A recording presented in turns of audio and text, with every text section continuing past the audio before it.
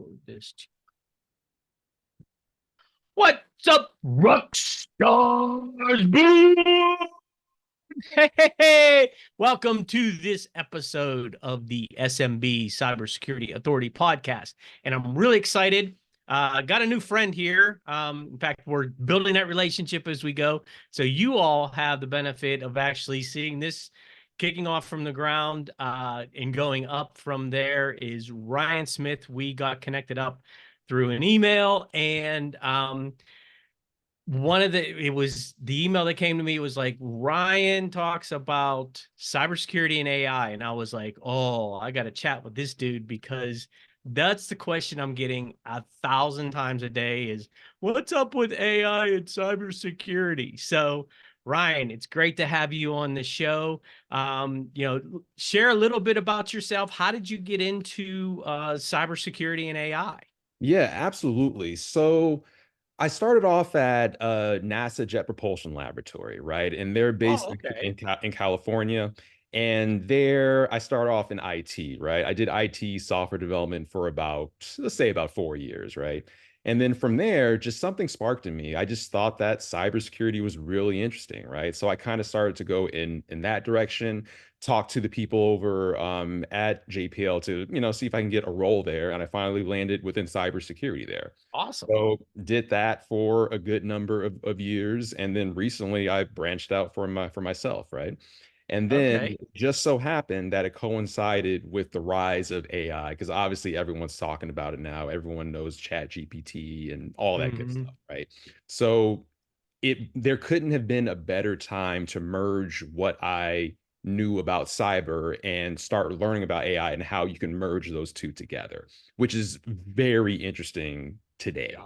Mhm. Yes, yes. That's why everybody's asking about it. So, Exactly. Mhm. um, so just so everybody knows, you have a company called qfunction.ai. So you can Yes. search for that on the web and connect up with him there. But so what how do you respond to when somebody says if what should I be worried about with AI, ChatGPT, or Copilot, or any of those other? In fact, I was on a call earlier today with a company, and there's a firewall vendor out there. I won't mention it, but they have listed, I think it was close to 50 different AI like bots and things out there that you can prevent from coming through on your firewall. So Right. it's blown way up, like you said. And so, what is your response of like, okay, on a cybersecurity standpoint, should I worry about AI, and if I should worry about it, what should I worry about specifically? That's a good question. So, in terms of worries, right? So, as of right now, the biggest worries is what AI can do. And that's because of the whole generative AI boom. So, the way that AI works is that it takes a lot of data from a lot of different sources, and then you effectively train this model, which is what it's known as. And then, based off what it's trained, it can generate new output. So, from a cybersecurity standpoint, the biggest things that people will be worried about in the future is false information and deep fakes. You can consider Okay. deep fakes more as a subset of fake Mm-hmm. information. But I think that fake information is going to be the biggest factor going forward. There are more things regarding cybersecurity and AI that we can worry about. But in terms of the everyday individual, I believe that that's where it's going to have the biggest impact, because we're all on social media, we're all on the internet, and it's hard to determine what's true now. What is Yes. actually true Yes. information? Because we almost live in what someone referred to as a post-truth society, where seriously, because Yeah. everyone thinks that everyone else is lying now. It's hard to just generate what is true, like, what is Yeah. actually true in information. And from a cybersecurity standpoint, that's going to be the biggest factor, in my opinion. Okay. Mhm. And that's one of the things that I talk to folks about is we as a society are just absolutely starving for authentic, true information. Yes. And Mhm. everywhere we go to try to get it, is the absolute worst place to go to get it. Right. And we keep feeding off of that. And it's kind of like, when it's like eating Chinese food. It fills you up for a little bit, then an hour later you're hungry again. And it's the same type Exactly. of thing. Like once you figure out, wait a minute, this is not good, authentic information. Right. This is really that good. So as quick jump back to with your website and what you do, because it's just popped into my head of like, okay, if I'm a company, like what type of company would come to you, and then what do you do for those companies, from the standpoint of, do you look at ways to address fake information or false information, or what exactly do you do? I come to you and say, okay, Ryan, I want to do, what can you do for me in cybersecurity and AI? Yeah, great question. So what I apply AI to is anomaly detection, right? Okay. And when it comes down to it, we're going to talk about SIEMs right quick. And for the crowd out there, security incident and event manager, that's where you Mm-hmm. store all your cybersecurity information, right? So you have your vulnerability scanning information, you have your firewall information, you have your endpoint information, you have Mm-hmm. all of these different disparate sources, all having their own formats, right? And Okay. Yeah. and what we do as cybersecurity professionals is that we put them all into this single database known as that SIEM, right? And then from there you can make correlations and you can learn things about your data that you wouldn't be able to do if they were all in separate sources. Now, the problem with a lot of people is that, or rather companies, is that they collect all of this data. They collect all Mm-hmm. this data from different sources, yet it kind of just sits there. Like, yeah, Yes. it kind of just sits there and no one does anything with it until there's some type of instant response, right? Say Mm-hmm. that there's some hack that happens, then you go back to your SIEM, you do your research, you do your whole instant response process, and that's when you start looking at your actual logs.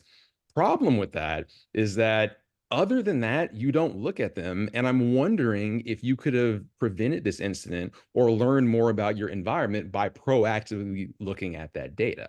Now, the problem Okay. is because there's so much data, no human can go through that. With Right. cybersecurity teams already being starved for resources, and when I say Mm-hmm. resources, I mean time, money, and energy, no one's going to go in there and try to baseline what's normal for your organization, right? And that's where I come in. I want to be able to say, hey, can you apply AI to certain parts of your data so that you can learn what's normal and then have those things that aren't normal stick out to you, right? So say Okay. that there are sensitive databases, say that there are sensitive systems or specific users in your organization that do a lot of very highly important stuff. It would be very useful to know what's normal for them. So if Yes. they do get compromised, it stands out like a sore thumb, right? Like, hey, why is Right. this person doing this, or why is this system doing that, right? And Yeah. that's I apply in AI. And specifically, I'm talking about threat hunting, which is the proactive looking at threats, as well as a form of user behavior and analytics. And we can talk Okay. about that. Like, yeah, but and then also do general SIEM consultancy as well, because I have a lot Okay. of experience with SIEM. So mainly those three things. So within that seam space, is there are you pretty much solution agnostic? Is there a specific the 900-pound gorilla that shows up is Splunk, Right. which everybody is out there using, and dumping, as you said, which is very true, just terabytes worth of data that's like, I don't know what to make of this. But so is there one specific, or you just kind of say, okay, whatever you have, I can go, I'm going to come in and look at that from that standpoint That's of, literally what I do anything. So just okay. like you said, I have the most experience with Splunk because that's my bread and Okay. butter. I've been doing that for a while. But when it Yes. comes down to it, not everyone uses Splunk. Like, yeah, yes, Right. it is the 800-pound gorilla, but there are other seams out there as well. So you have Sumo Yes. Logic, you have Elasticsearch, whatever you're Hmm. trying to use there. And Yes. personally, I don't care. Like, yeah, because I don't care about that because Right. they all kind of work the same seams. You Yes. get data Yes. in, and then once that's there, you can actually start doing the analysis on it as you see fit. And the way that I do that is I utilize the client's cloud environment. So Okay. obviously now all the big tech companies are moving towards AI. You like Mm-hmm. literally all of them. You can't get away from Yes. it. As a result of that, whether you use AWS, whether you use Azure, whether you use GCP, they all have their own machine learning platforms that you can use Mm-hmm. there. I took it Right. upon myself to learn all three of those. Oh, wow. Yeah, Wow. in order Oh, right to on. implement a solution for that. So the way that it would work, right, is that I would take the logs that you want to learn and find Mm-hmm. anomalies in.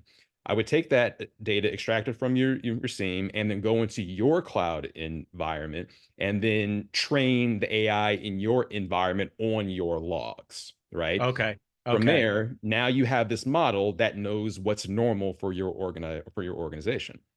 And then from there, you can feed it new logs coming into your SIEM to evaluate, hey, is this what I learned? Is this normal? Or is Okay. this something weird? And then I post those results back into your SIEM. And the reason Okay. why that I do it like this is because right now everyone's marketing AI, everyone Mm-hmm. is using it. I bought a toothbrush recently and it says that it was using AI, and I had no idea what that meant for That's a my I great kid you toothbrush. not, my toothbrush Yes. said it. So what we're seeing now is the term AI washing. And AI washing is the term Yes. where everyone's dropping the two letters AI in front of everything because it makes for good marketing. And the reason Yes. why that they can do that is because technically speaking, artificial intelligence can be defined as a system that appears to be making intelligent decisions. That's Yes. the definition of it. Yes. Yes. Because that definition is so broad, anyone can Mm-hmm. put it on anything. I can make Right. a simple Python script that can be considered AI. Any program, you don't think of it as AI, but if it's Yes. using if-else statements, Yes. that's it's making intelligent decisions. So Yes. you can put it on anything and it looks great. So my mission is trying to get out there and say, hey, this is what you can actually do with it. This is how you can utilize it in your environment. Mm-hmm. And what we're seeing now is that a lot of the high level AI development is done in big tech. And I think that's a problem because I do believe Okay. that AI can be helpful enough for everyone in their own way. But if it gets Mm-hmm. centralized in big tech, we're not going to really see the benefit of it. We need to be able to see or be able to utilize it in our own environments because I do believe it can be that useful. The only problem Yes. is because it's so new, no one knows how to actually do it. So I'm trying to bridge that gap. Okay. Yeah, Mhm. that's great. And that when you're talking about the definition of AI, Yeah. I saw a video recently on one of the socials of Mark Cuban talking about he doesn't use the word A, he doesn't use that AI. He Yeah. goes, that's artificial intelligence. He goes, we are not at artificial intelligence yet. Yeah. He said it's machine learning is really what it is. Exactly. And so, Mhm. but like you said, it's turned into a marketing tool now that it's Yes. AI. Yes. It's, Mm. hey, this bottle's AI. Yeah. Okay, Right. great. How? But actually, no, I don't even want to know how. Okay, if you say so, I'll just keep rolling. But Right. and so, and you really the way you're utilizing it and the way you described it really is how when I answer the question about, should I be concerned about AI or, should I adopt AI, Yeah. like, and how should I do that?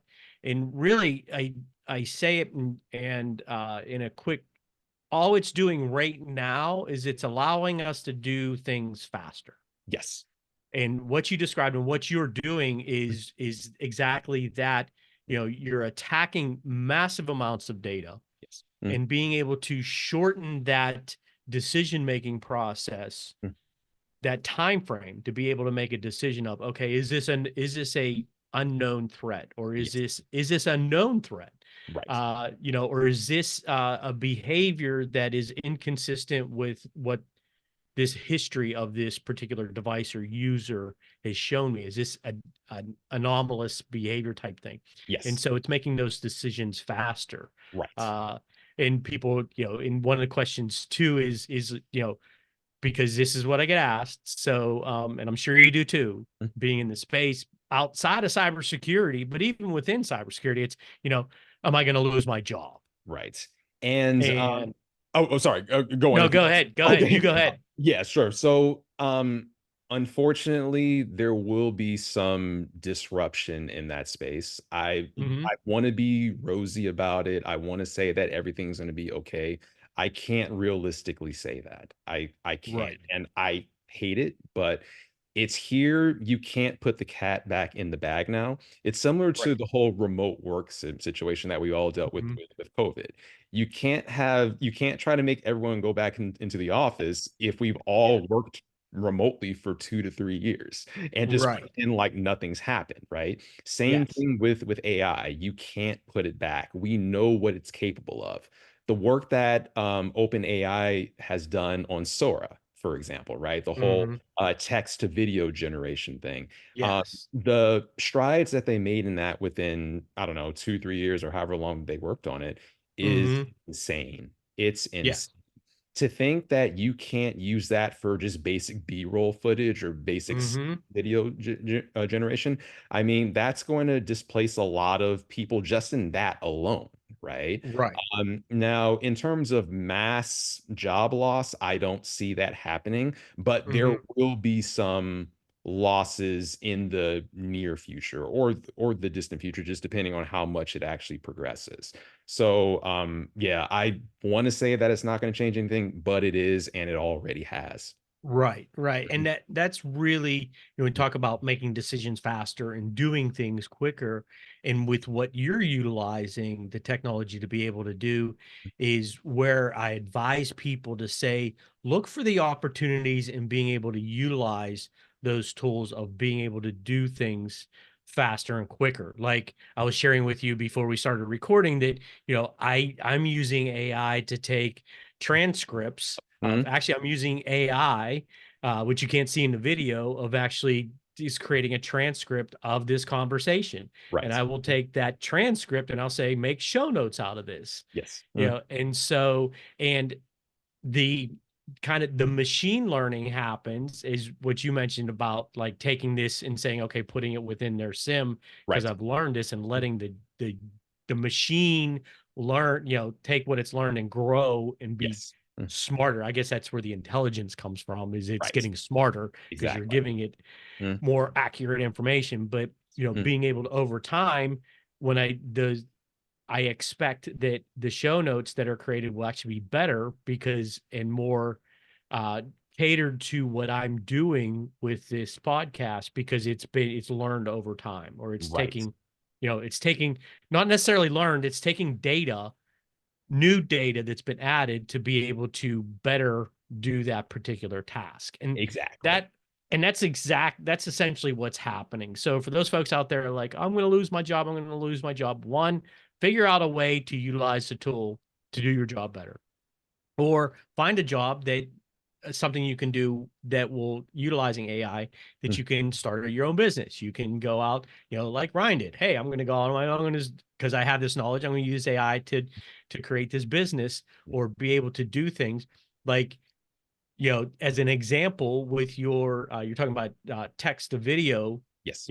trend. It's you could create a company that does just that Yeah. for Can. people. Yeah. Mhm. And so, look for those opportunities. So while it's like any other technological advance, whether it Right. was, back in the day with Henry Ford and the assembly line, it was, it displaced some folks, but it actually gave opportunities for other folks, or Yes. it Mhm. gave new opportunities. So there's tremendous amount of opportunity that's, to at least in my eyes, being able to develop out of this. You have to just look in a different spot. Absolutely.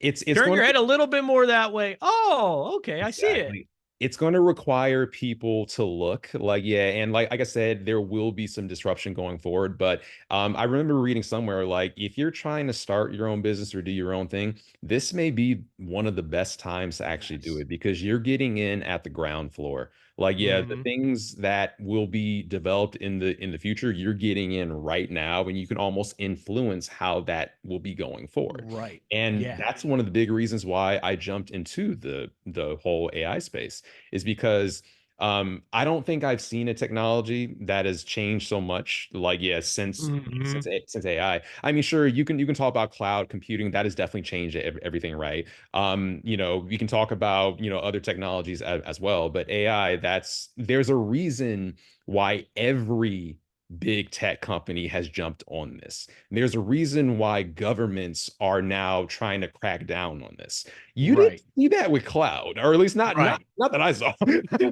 Well, definitely not to the scale for Yeah, sure. not to this scale. There are treaties, or rather, I guess treaties between countries saying, Mhm. "Hey, how can we regulate AI? How can we do knowledge transfer between the two of us so we can generate safer models, right? How Yes. can we make Yes. sure that our people aren't negatively affected by this technology?" You didn't see that with blockchain. Like, yeah, you Right. didn't see Oh like yeah. Yeah, that's a good you point. That's a good point. you didn't see that. Like, you know, obviously, you know, crypto, there's definitely its use cases there, obviously, but in terms of other use cases for it, it's kind of teetered out. I mean, it's definitely still there, but I mean, you know, it's kind of focused in that Mhm. crypto space. AI is everywhere, which is Yes. again the reason why everyone's jumping on it now, because they know what it can do in the future. So we have to, you know, shape it now. Like, yeah, which is again one of Yes. the reasons why I got into the space to begin with. And it's truly, when I talk about being able to do things faster and from a security standpoint, and really what the essence of what you're doing with your company is being able to do, detect those potential threats faster. Mhm. And it's, I tell people that, yeah, AI is creating their entire large masses of people that are out there on the dark web that are using AI to create threats to attack, good companies, good people. But Right. at the same time, you can use that same technology. And this has been the entire cybersecurity universe from day one is what they're using to attack me with, I can use to defend myself with.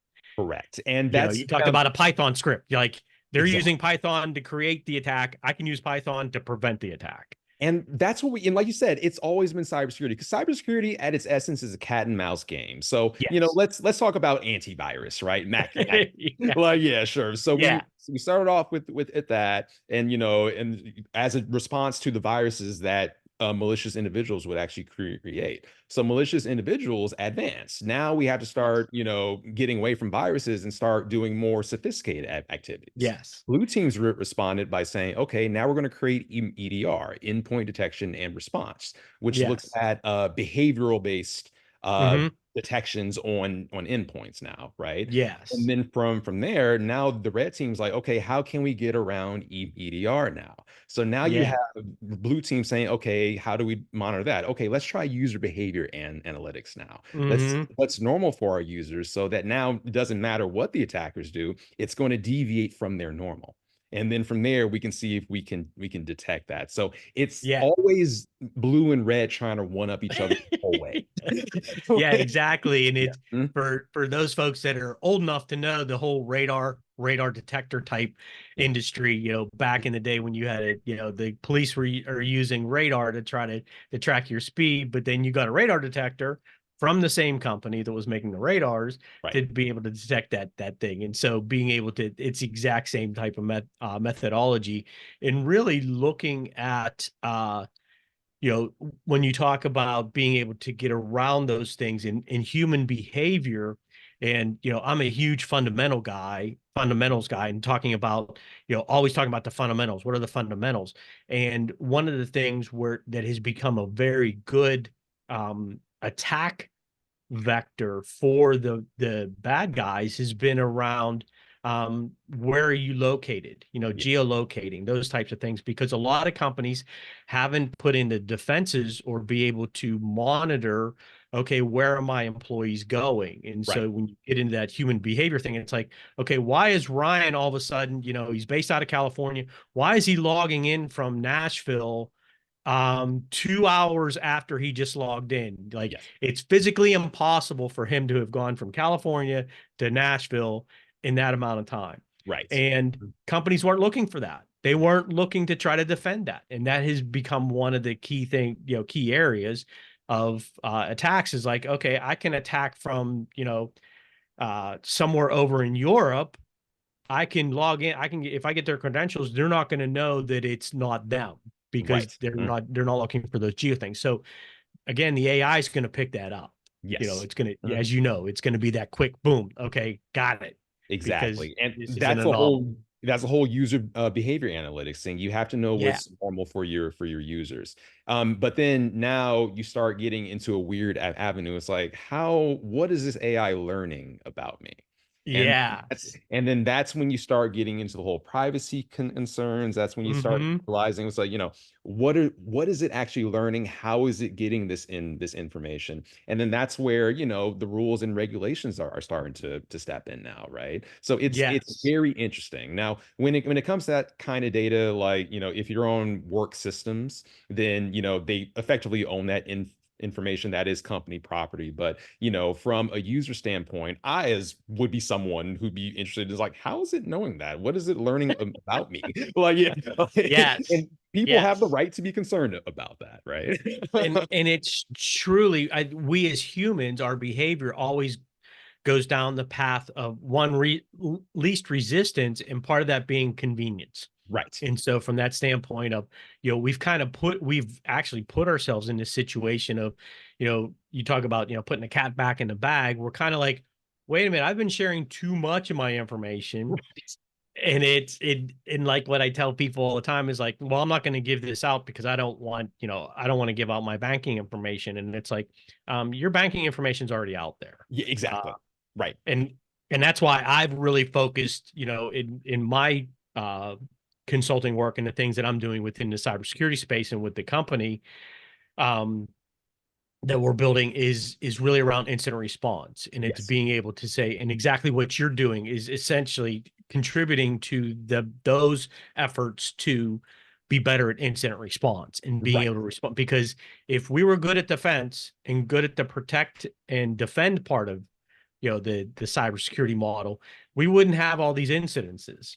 I And was just so, about to say that. So we have all of these technologies, and I'm yeah. not going to name them before, yet people are still getting hit with ransomware. It's not Mhm. stopping. So there's something missing here. And you can say that it's user education or whatever, these really complex social engineering attacks, sure. But there's a certain point where we as cybersecurity professionals have to do something to prevent this, because it Yes. shouldn't be the case that, these casinos are getting hit by ransomware.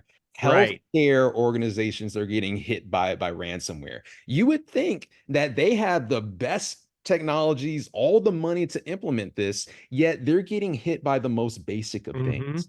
They're and Yeah. what's interesting now is that what attackers are doing, they're not even really using malware in anymore. They still do, but I Right. mean, Yeah. it's much better to compromise an account because you can just do anything under the guise Hmm. of someone else.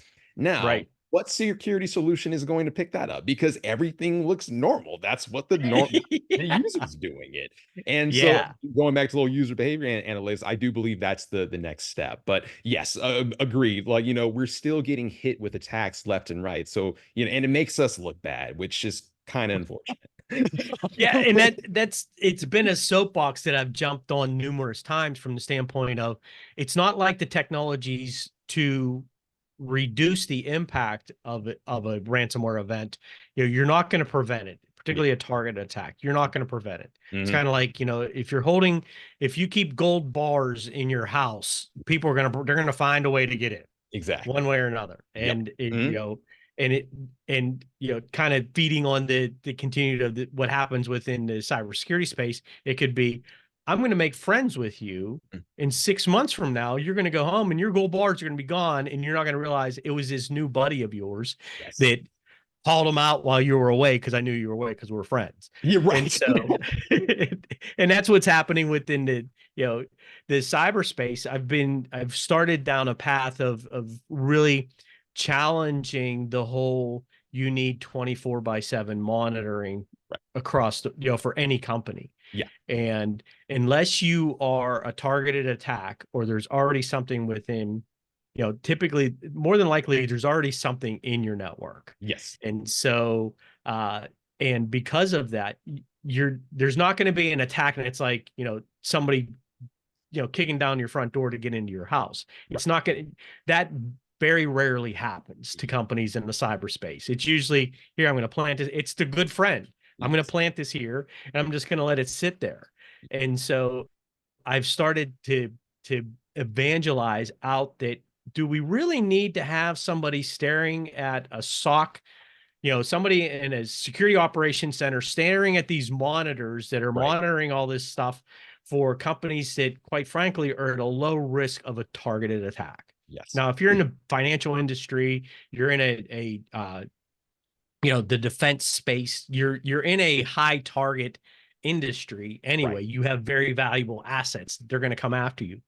In that case, okay, yeah, you should have eyes on glass. But if you're running, a plumbing store, if you're a plumber and you have a plumbing business, you don't really need 24/7 eyes on glass. No, because when it comes down to it, it's the best. How can you best utilize the resources that you have? Because we're in a state now where cybersecurity teams are expected to do more with less. They're like, we're not exactly the most fun of sinners to fund. I mean, there's more fun things that you can put your money to, and we bear the brunt of that, unfortunately. So, how can you best utilize your resources instead of someone staring at alerts that may be kind of zoning out, especially if it's all night 24/7? Yeah, maybe if you have global presence, it's a little easier, but you're still having some people staring at the screen the whole time. And I can tell you from experience, you miss things because after a while, everything kind of just looks the same. Everything looks the same after a while. And you kind of get burned out from staring at screens. And we as humans can only do so much. We can only take in so much information and be actionable on that information. We need, better solutions in that regard. And that is something that I'm glad you brought that up too, because there's one of the things that we're looking at doing with my company is we're actually building out a security operations center with a partner. And one of the things that we're implementing in there is, okay, those threat hunters and those folks that are there, those analysts that are staring at those screens, we're going to have a company policy. It's like no longer than like 2 or 3 hours at a clip. Good. Because we understand and we've heard the feedback from folks like you that have been there of like, the one guy that's part of the team right now, he's like, realistically, you can't do this for more than 4 hours. Yeah. And he's like, 4 hours is pushing it. He's like, he goes, if you expect somebody to stare at this screen, which companies are doing, big financial institutions, their security operations center, your shift, your 8-hour, 9-hour shift is sitting there staring at a wall of screens going, okay, what's happening? And that's your entire shift. And it's super easy. That fatigue sets in. And so that's one of the reasons why we're implementing that as a company policy, is like no more than like 3 hours on a, staring at a screen, because quite frankly, as you said, across the board, you're seeing, not only the cybersecurity folks, but the IT folks are bearing a lot of this as well. They're expected to be cybersecurity, experts. Which is not fair, but that's a whole nother conversation I would love to talk about, but that's not. That's not fair, because yes, are IT and cybersecurity commingled? Absolutely. You can't question that, but those are two separate skill sets. Like, in order to get into cyber, you have to know IT as well as cybersecurity. You can't expect someone who's new in IT to know everything about cyber. That's a developed skill that you hone over years.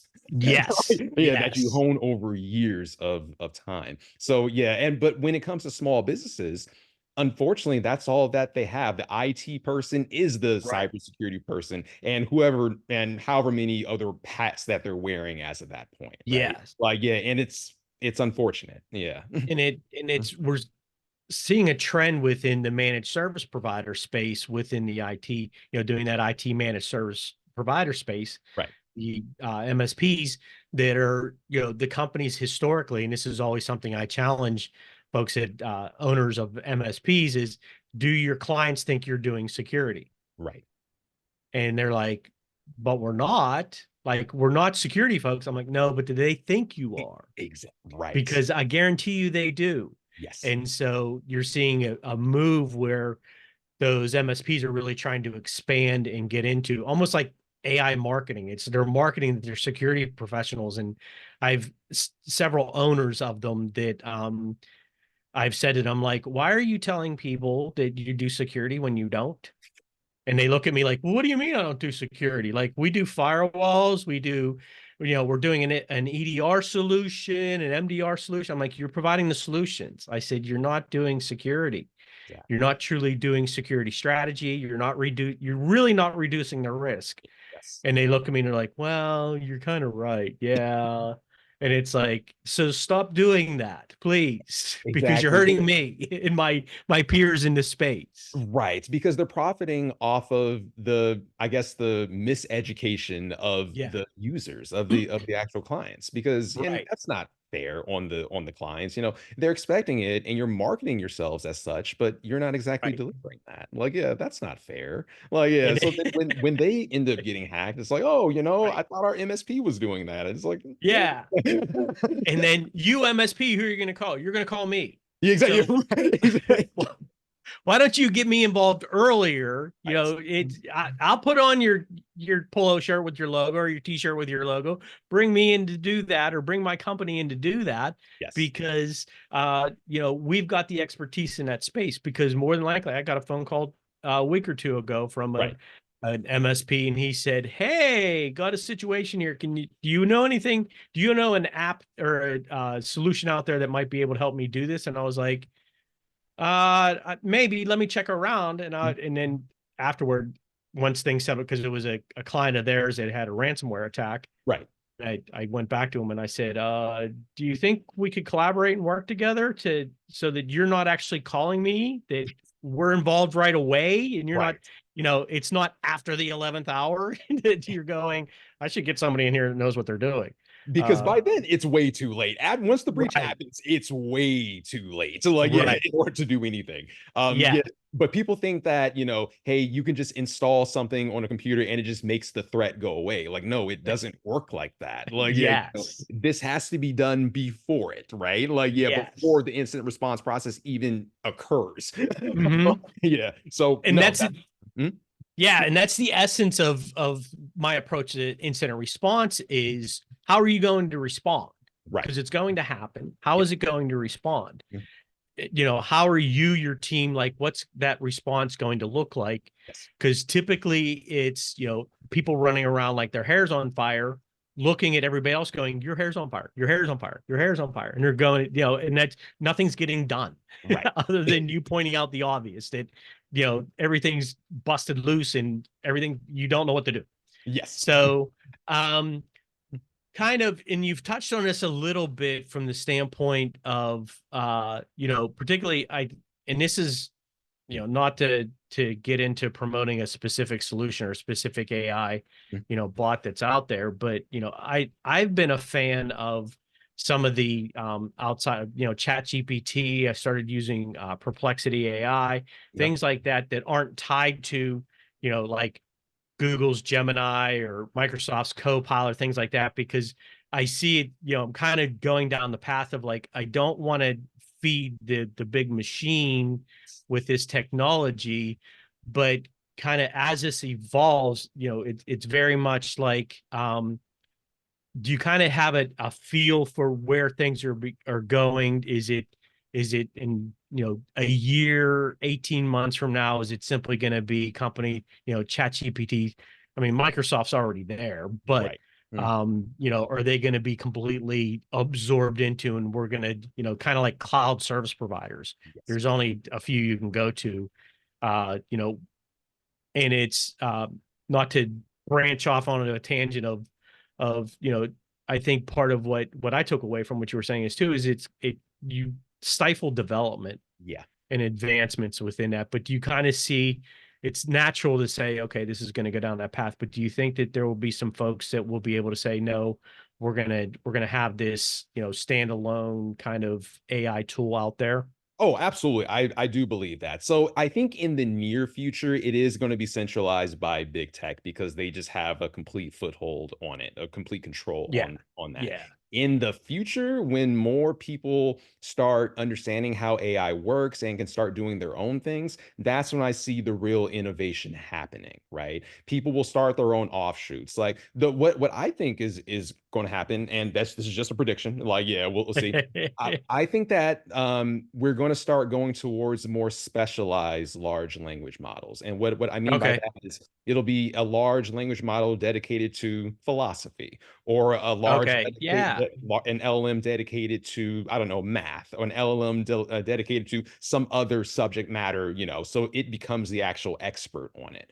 I Okay. think that there will be people that specialize in that, start their own startups, saying, hey, we do LLM, but we focus on this, right? Because Okay. they want to be able Yeah. to have a differentiator from the generalness of ChatGPT or whatever other LLM is out there. I think that's going to happen because in the AI market, like, yeah, you need to be able to need to be able to differentiate yourself, like, Yeah. from it. Yeah. So that's what I see happening. Like, yeah. And it Mm. and because the CEO of my company is he's a practicing lawyer, and so that's really one of the areas that is kind of, like a lot of areas, but specific within that industry is a lot of lawyers, and within the legal space, Yeah. AI is really, and some of the big players on the technology side within the law space have really jumped into the AI thing and trying to add that to what they're doing.